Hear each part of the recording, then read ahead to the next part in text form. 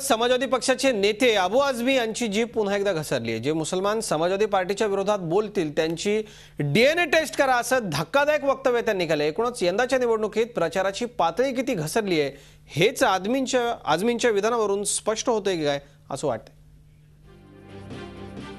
उचलली जीभ लावली टाळ्याला ही म्हण अबू आझमींना परफेक्ट लागू होतीये।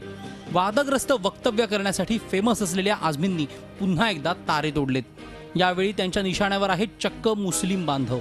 जे मुस्लिम बांधव समाजवादी पार्टीच्या विरोधात बोलतील त्यांची डीएनए टेस्ट करा असं फरमान अबू मियांनी काढलंय।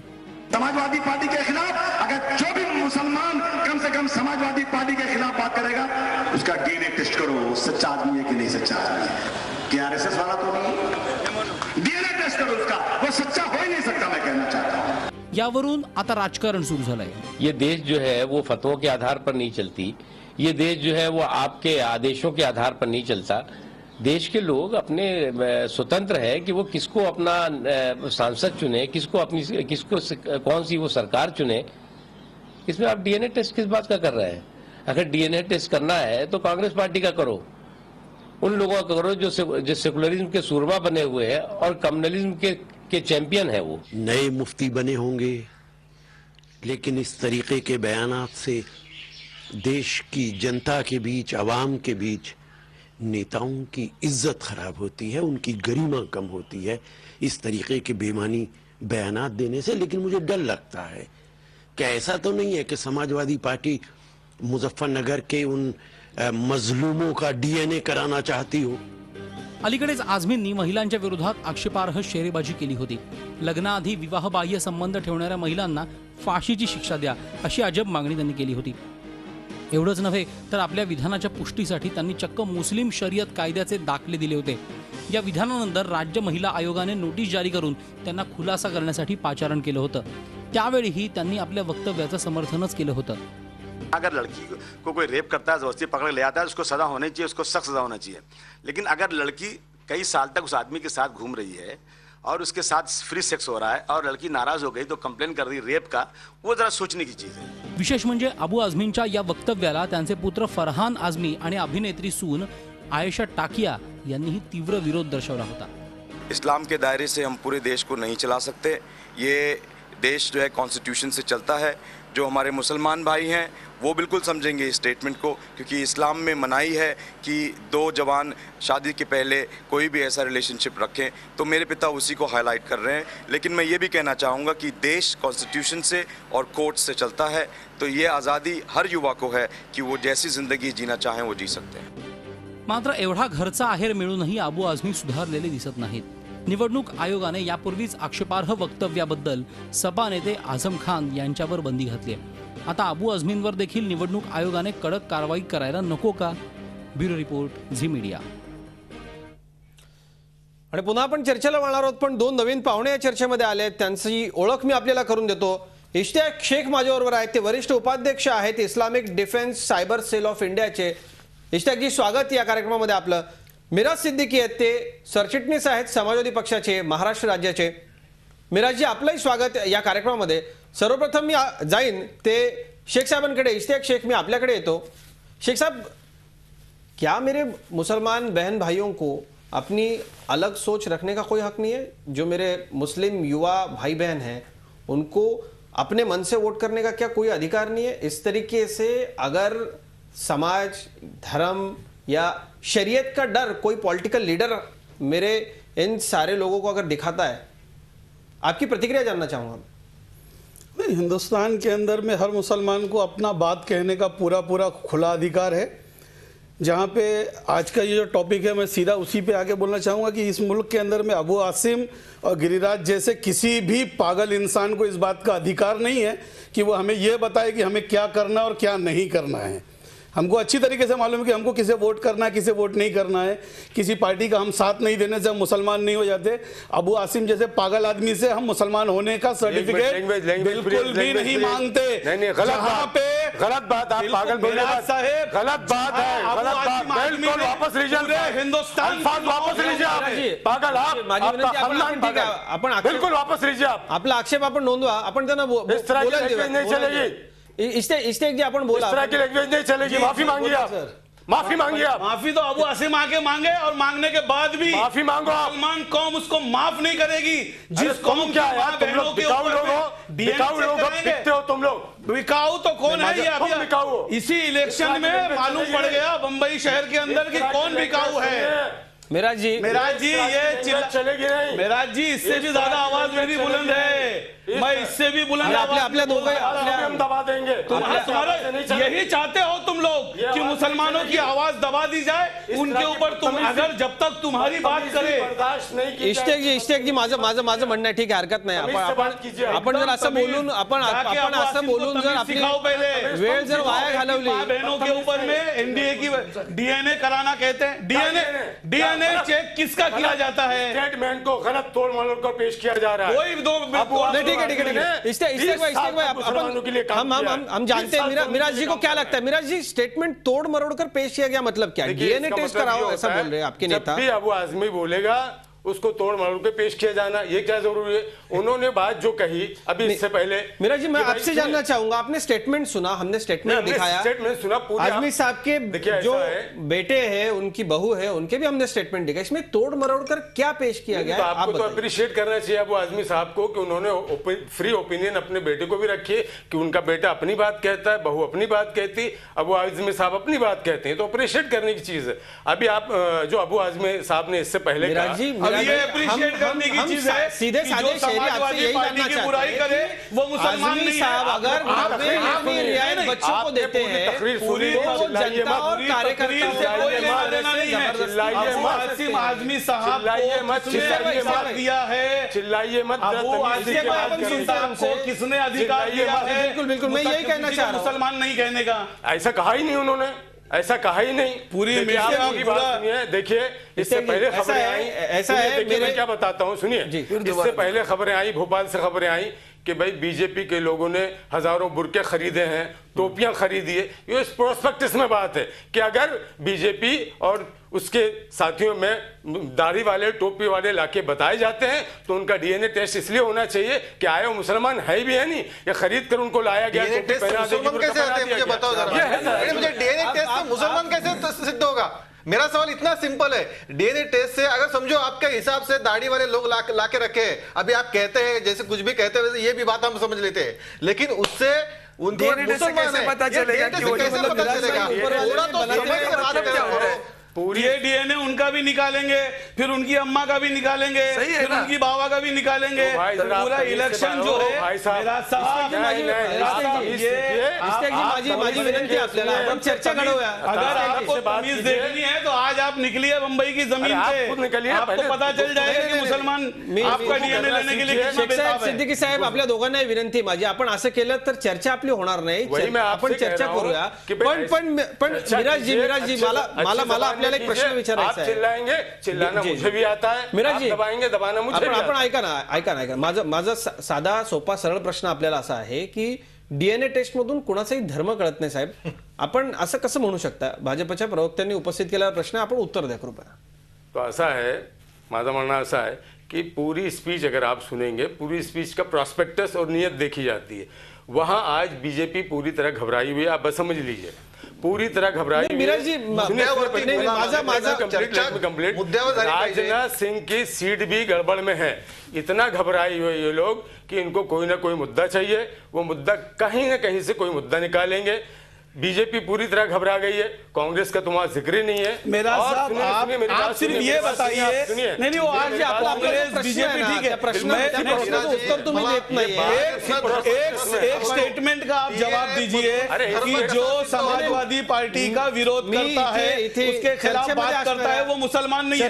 आप इसको क्या एक्सप्लेनेशन देना चाहेंगे? साधा आणि स्पष्ट सरळ ह्या चर्चेला या महाराष्ट्रामध्ये, माझ्या महाराष्ट्रामध्ये माझे असंख्य मराठी मुस्लिम बांधव आहेत, इतरही माझे मुस्लिम बांधव आहेत. मला साधा आणि सरळ सोपं म्हणायचं आहे की माझ्या मुस्लिम बांधवांना त्यांचा स्वतःचा अधिकार असा नाही का? कुणी एखादा नेता त्यांच्यावरती जबरदस्ती करू शकतो का? असा साधा सोपा सरळ प्रश्न आहे. आपण आणि मिराज भाई, आपण ज्या पद्धतीने आपण म्हणताय की बयान को तोडा मरोडा गया, मी एक ब्रेक घेतो आता. पण ब्रेक नंतर मी आपल्याला ते पुन्हा जसंच तसं वक्तव्य आझमी आहेत त्यांचा मी आपल्याला ऐकवतो आणि पुन्हा आपण आपली खात्री एकदा करून घ्या. समाजवादी पक्षानं याचा खुलासा करावा अशी अपेक्षा महाराष्ट्राच्या जनतेला आहे, माझ्या मुस्लिम बांधवांना. माझे मित्र या ठिकाणी मिराज सिद्दीकी आहेत, सरचिटणीस आहेत ते समाजवादी पक्षाचे. त्यांचा सातत्यानं आक्षेप आहे की मीडिया ने तोडमरोड के इस बयान को पेश किया. नेमकं काय तोडमरोडलंय का याची शंका राहू नये म्हणून मी विनंती करतो माझ्या सहकाऱ्यांना, पुन्हा एकदा दाखवा आपण काय दाखवतो अबू आझमींचं वक्तव्य. समाजवादी पार्टी के खिलाफ अगर जो भी मुसलमान कम से कम समाजवादी पार्टी के खिलाफ बात करेगा उसका डीएनए टेस्ट करो, सच्चा आदमी है कि नहीं सच्चा आदमी है. क्या आरएसएस वाला तो नहीं? डीएनए टेस्ट करो उसका, वो सच्चा हो ही नहीं सकता, मैं कहना चाहता हूं. हे आपण आता ऐकलं. माझी विनंती आहे दोघांनाही, शेख साहेब आणि सिद्दीकी साहेब, आपण अत्यंत शांततेनं संयमी चांगली चर्चा करूयात. इश्तियाक शेख, आधी मी आपल्याकडे येतो. काय नेमका मुद्दा आहे आपला? मुस्लिम समाजाला खूप वाईट वाटलंय असं आपण मगापासून म्हणताय. नेमकं या वक्तव्यामध्ये कशाचं वाईट वाटतंय, काय बोचतंय तुम्हाला? बुरा मानने वाली बात बुरा नहीं, ये तो पाप वाली बात है कि आप ये कहते हो कि जो समाजवादी पार्टी के खिलाफ है या उसका सपोर्ट नहीं करता है वो मुसलमान नहीं है. मुसलमान होने की बुनियाद समाजवादी पार्टी कब से बन गई?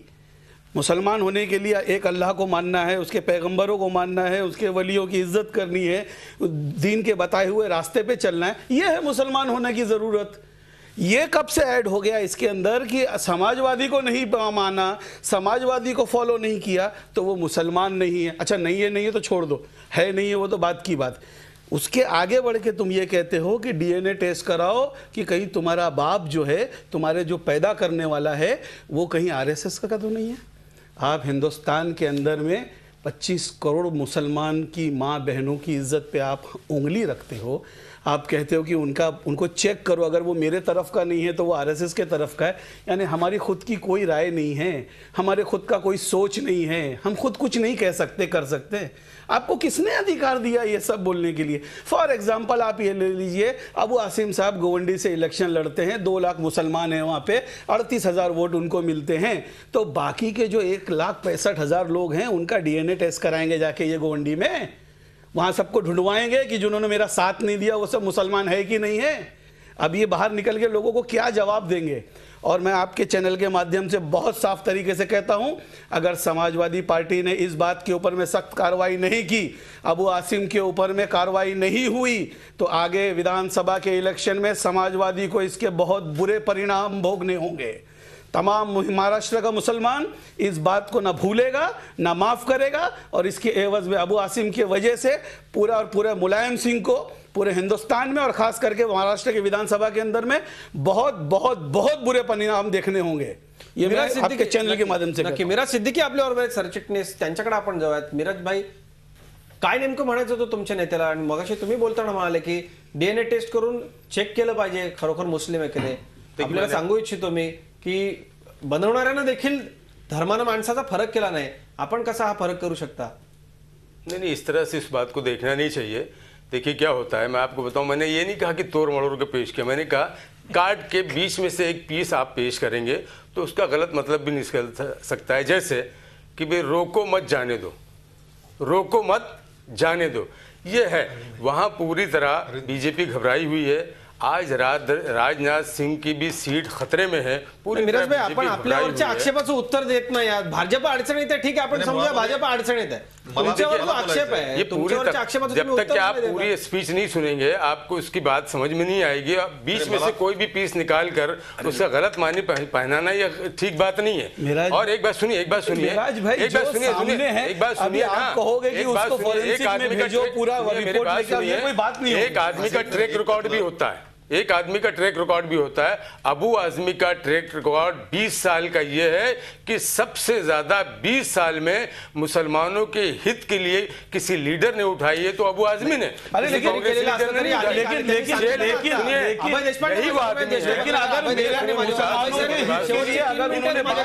अत्यंत थोडक्यात मला सांगा, बहनों के ऊपर इल्जाम लगा दे. खरोखर अबू आझमी या सगळ्यामुळे अडचणीत आलेत का? आप सोचिए भी मत. अभय देशपांडे. बारे में धर्माचा आधार घेऊन कोणालाही 20 साल धर्माचा आधार घेऊन कोणालाही प्रचार करता येत नाही. याच्यामध्ये या विधानामध्ये एक वास्तविक दिसतंय की समाजवादी पक्षाला जे पाठिंबा देणार नाहीत ते मुस्लिम मिराज भाई म्हणजे मुस्लिम असतील तर आम्हाला पाठिंबा द्या अशी धर्माच्या आधारावर किंवा जातीच्या आधारावर मतदान मागणं हा निवडणूक नियमाचा भंग आहे. पण या निवडणुकीमध्ये जर आपण बघितलं तर वेगवेगळ्या नेत्यांनी असा निवडणुकीचा भंग किंवा निवडणूक आचारसंहितेचा भंग जाणीवपूर्वक केलेला दिसतोय.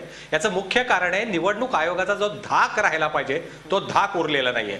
म्हणजे कोणी म्हणतं की मोदींना मतदान करणार नसाल तर पाकिस्तानात जा, कोणी सांगतं की आम्ही मोदीला मतदान करण्यापेक्षा आम्ही समुद्रात जाऊ, कोणी म्हणतं तुम्ही समाजवादी पार्टीला मतदान करणार नसाल तर मुस्लिमच नाही. नक्की अभय सर माझ्याकडे वेळ कमी. म्हणजे कुणा एका धर्माच्या व्यक्तीला मतदान केलं नाही, तो हिंदू असो किंवा मुस्लिम असो, तर असं थेट टोकाचं विधान कसं काय करू शकतो?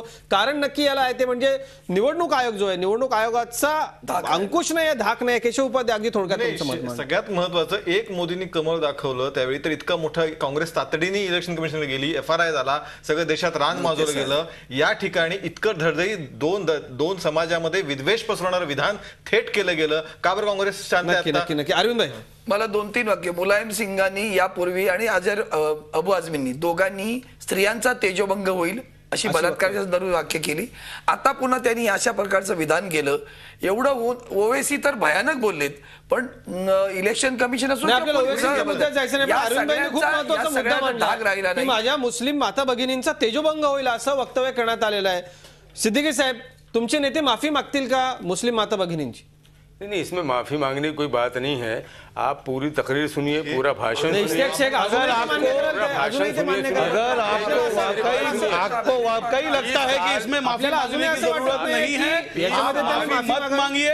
मैं भी आपसे कहता हूं कि आप माफी मत मांगिए. 6 महीने बाद जब आप मैदान में उतरोगे तो उस वक्त में आपको मुसलमान जनता बता देगी कि आप घुटनों पे बैठ के कैसे माफी मांगोगे. ये मुसलमानी जनता है जिसके लिए 20 साल तक अबू आझमी ने काम किया है. 20 साल तक आवाज उठाई. मिराज भाई, लोक आपल्याला ऐकतायत. मी पुन्हा एकदा आपल्याला शेवटची संधी देतोय. आपल्या नेत्यानं याबाबत माफी मागावी असं वैयक्तिक तुम्हाला वाटत नाही का? नाही. पहिली गोष्ट, मुलांनी त्यांच्या माफी मागितली ना. मुलांनी त्यांच्या माफी मागितली, वेगळंच वक्तव्य केलं. त्यांच्या सुनबाईंना हे पटत नाहीये, त्यांच्या घरातल्या लोकांना हे पटत नाहीये. म्हणजे घरात स्वातंत्र्य आणि आपल्या मानणाऱ्या कार्यकर्त्यांवरती किंवा लोकांच्यावरती आपण अशी जबरदस्ती कशी करू शकतो? माफी मागितलीच पाहिजे असं नेत्याने माफी मागितली पाहिजे माझं म्हणणं. माफी मांगने के लिए बड़ा जिगर चाहिए भाई. अपनी गलती मानना. गलती देखो, गलती तो सब कोई कर देता है, लेकिन अपनी गलती मानना बहुत बड़ी बात है. माफी मागितली, पण या प्रकरणामध्ये, आत्ताच्या या प्रकरणामध्ये त्यांनाही असं वाटत नाही आणि मिराज सिद्दीकी जे सरचिटणीस आहेत त्यांनाही असं वाटत नाही की यात काही चूक केलेली आहे. आता हा फैसला महाराष्ट्रामधल्या मुस्लिम समाजाच्या कोर्टात आहे. नक्की याच्याबद्दल काय वाटलंय मुस्लिम समाजाला ते अबू आसिम आझमींना मतपेटीतून किंवा इतर याच्यातून मुस्लिम बांधव त्यांचा निकाल काय ते नक्कीच सांगतील. आपण सगळे मान्यवर या चर्चेमध्ये सहभागी झालात. आपल्या सगळ्यांचे खूप खूप आभार. ताज्या बातम्यांसाठी पाहत राहा झी24 तास.